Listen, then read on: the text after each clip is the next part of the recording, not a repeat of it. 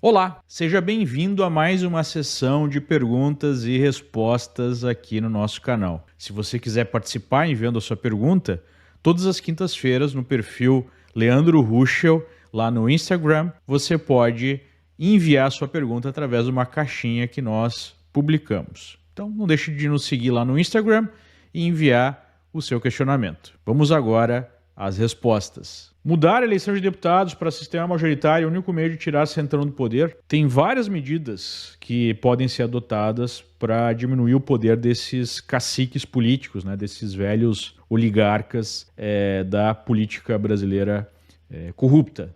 A gente tem que adotar o voto distrital, teria que acabar com o financiamento público de campanha e definir a possibilidade de candidatura avulsa, além da instituição do recall, que você poder retirar alguém que foi eleito se tiver voto suficiente para isso, e por iniciativa da própria população, como é aqui nos Estados Unidos. Então, se a gente tiver essas medidas sendo adotadas, nós temos a recuperação da representação de fato da população brasileira nos parlamentos. De outra forma, o que a gente tem é o velho sistema de caciques políticos definindo quem pode, quem não pode ser eleito, quem tem verba, quem não tem, e a gente tem pessoas que efetivamente não representam o povo. Você nem tem como saber de fato quem te representa no parlamento no sistema atual, fora que você tem coisas tipo quociente eleitoral, que é uma conta complexa que gera concentração de poder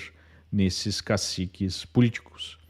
Aqui em Miami, por exemplo, eu sei exatamente qual é o deputado ou deputada que me representa. Eleição distrital, a pessoa eleita vai representar aquele distrito. A campanha é muito mais barata, já que é distrital, e as pessoas sabem efetivamente quem está representando elas lá no parlamento. E isso funciona para todas as esferas da representação popular. Infelizmente, no Brasil, isso não acontece. Lira negociando a anistia dos presos do 8 de janeiro em troca da eleição do seu sucessor. O que pensar? O que eu penso é que, se isso for o preço para eleger um sucessor do Lira, é um preço ótimo para a direita, mas eu duvido muito que o sistema aceite simplesmente esse arranjo. Os próprios ministros já deixaram claro em várias entrevistas, em várias manifestações diretas e indiretas, porque eles mandam recados pela militância de redação que trabalha para eles na imprensa, que se houver alguma anistia aos presos políticos do 8 de janeiro, essa anistia será cassada lá no Supremo, como aconteceu com o deputado Daniel Silveira, por exemplo, que recebeu aí o perdão presidencial, e esse perdão foi cassado, mesmo que a Constituição deixe clara que isso é prerrogativa do próprio presidente. Não há nada mais importante no Brasil hoje do que nem a anistia, O certo seria anular essas investigações, essas punições, esses julgamentos, já que eles acontecem ao arrepio completo da lei. Se trata de perseguição política, se trata de algo que não é compatível com o Estado de Direito, com a democracia, com as liberdades individuais. Nós temos centenas de pessoas sendo perseguidas, várias já presas, de forma absurda.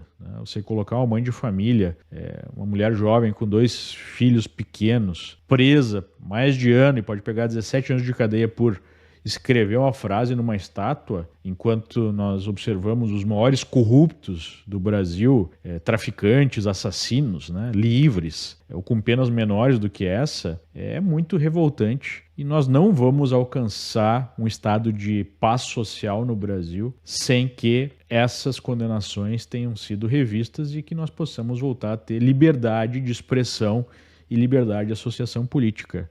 Essa é a principal tarefa de qualquer conservador, de qualquer pessoa que se diga de direita, ou não precisa nem ser direita, que defenda os direitos humanos, as liberdades básicas, é reestruturar a liberdade de expressão e outras liberdades básicas no Brasil, incluindo aí o direito de defesa e o direito a um julgamento justo e legal, com base nas leis, que é o que essas pessoas não tiveram. Lula termina o mandato? Olha, tudo indica que sim, A gente tem um sistema completamente aparelhado já, completamente tomado desde que ele foi descondenado e alçado à presidência. Então, acho que é muito difícil a retirada dele do posto, que representa exatamente todo esse establishment, essa oligarquia política dando as cartas no Brasil. Eu vejo duas hipóteses para ele não terminar o mandato. Uma pode envolver uma questão de saúde, né? Ele já tem uma idade avançada, tivemos a queda na semana passada, que foi uma coisa séria, que demonstra já essa fragilidade da sua saúde. E número 2,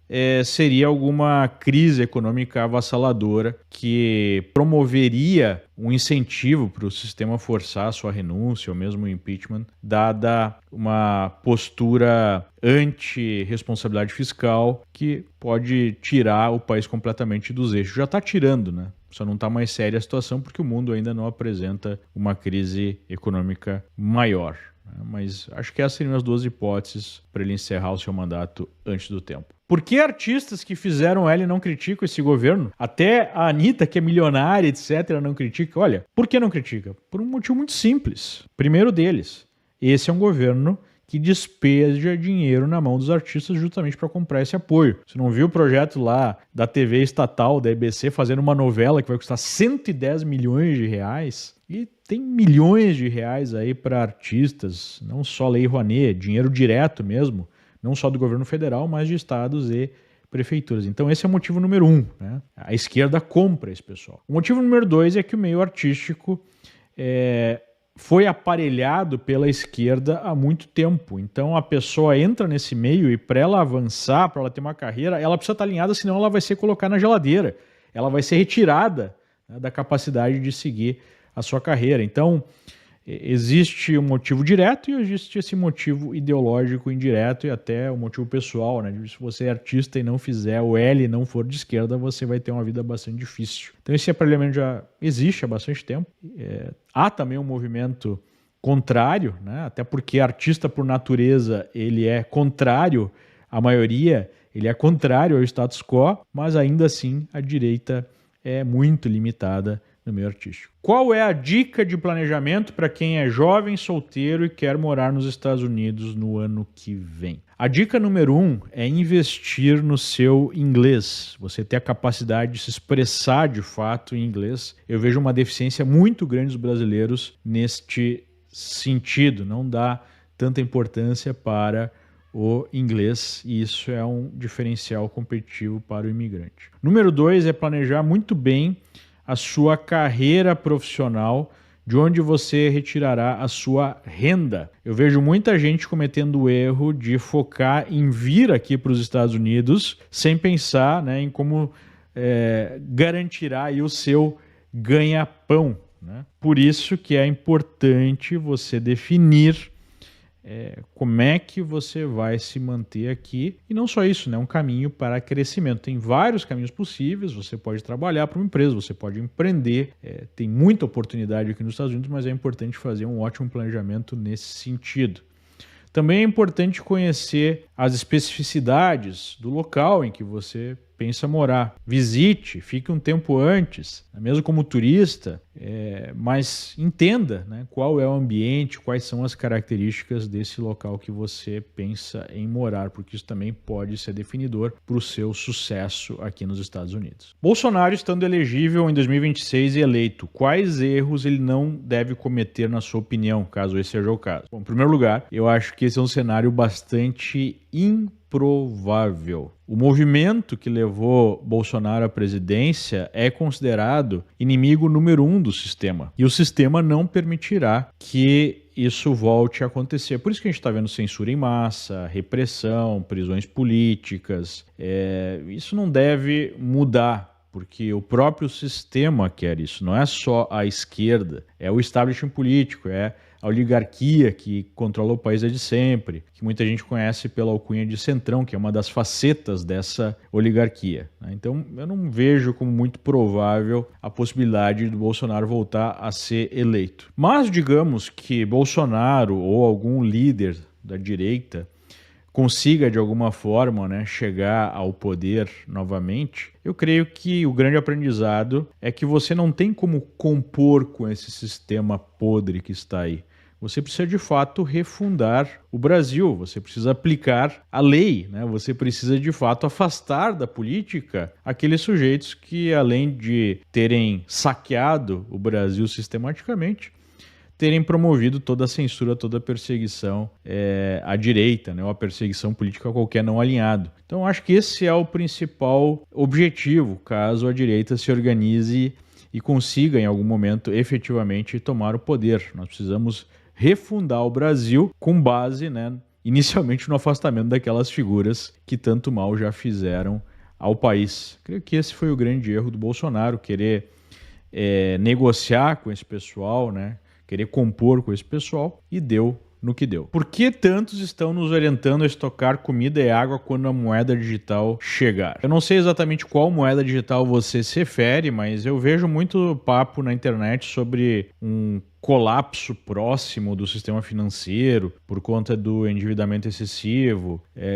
a possibilidade, né, de nós termos uma mudança, um reset, como muitos colocam, isso gerar uma crise ao estilo 1929 ou até algo pior, mas eu não consigo enxergar isso acontecendo tão cedo ou mesmo acontecendo at all, porque existe hoje um controle muito grande do sistema sobre a nossa vida financeira. Começa pelos bancos centrais e basicamente o caminho que foi adotado para sair dessa situação de endividamento excessivo é a monetização da dívida, em outras palavras, a inflação, né? Você imprime dinheiro para pagar a dívida, basicamente, e essa parece ser a solução global, em que a única preocupação é manter a inflação relativamente alta, mas não saindo do controle, que é o que está acontecendo, né? Então, sim, a gente tem um sistema fragilizado, mas eu não vejo a possibilidade de um colapso, pelo menos por conta disso, no curto médio prazo. Quais são os perigos do temido Drex? Drex, para quem não sabe,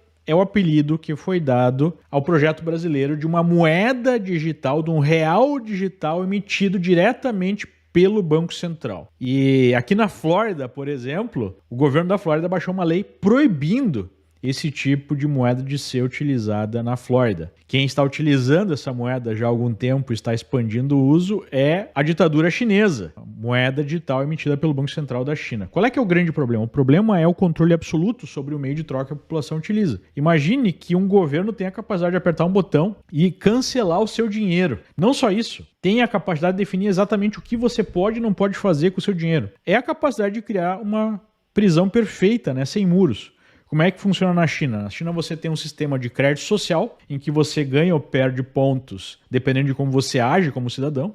E um dos critérios é político, ou seja, você fala mal do Partido Comunista, você perde pontos. E se você tiver poucos pontos, você perde o direito de comprar uma passagem aérea, de viajar pelo país, perde o direito de comprar até mesmo uma passagem de ônibus, perde o dinheiro de comprar certas coisas, perde acesso ao crédito para comprar um carro, para comprar uma casa, para o seu filho ir para a universidade e assim por diante. Ou seja, você tem o controle do meio de troca, você tem um controle absoluto sobre a vida de cada cidadão. Hoje, né, com a expansão dos meios digitais, Pix da vida e outros, né, você tem uma conta no banco, tudo passa por uma transação digital, ou pode passar por uma transação digital, esse controle já é grande. Mas com uma moeda digital seria um controle absoluto. Até mesmo o Fed, né, que é o Banco Central americano, tem se mostrado contra esse projeto, contra essa ideia, pelo seu cunho profundamente totalitário, né? Num primeiro momento, o Drex seria só para troca entre instituições financeiras, mas há uma possibilidade dele ser implementado para os cidadãos e isso é perturbador. Você acha que o L deixou de ir ao encontro dos BRICS por pressão ou outras forças que atuam nos bastidores? Tem uma pergunta aqui, tem outras perguntas nessa linha. Será que foi mesmo um acidente? Ou foi só uma desculpa para ele não ir? Olha, eu acho que teve um acidente mesmo. E eu não vejo muita diferença entre ele ter ido lá ou não ter ido, porque as palavras, as práticas, as posturas são de alinhamento a esse eixo do mal, capitaneado por Rússia e China. O L, o descondenado, está colocando o Brasil, né, está alinhando o Brasil a esse eixo do mal. É isso que está acontecendo. Isso é desastroso para o Brasil. E o fato dele ter ido ou não muda muito este alinhamento. Como fica o dólar se a Kamala vencer aqui nos Estados Unidos? Bom, em primeiro lugar, né, a gente tem que avaliar não só a eleição presidencial, mas a eleição para o Congresso, Senado e Câmara. Se a Kamala vence, eu creio que no curto prazo não faz muita diferença para o dólar, mas no médio e longo prazo é pior para o dólar porque significa os Estados Unidos enfraquecidos diante do mundo.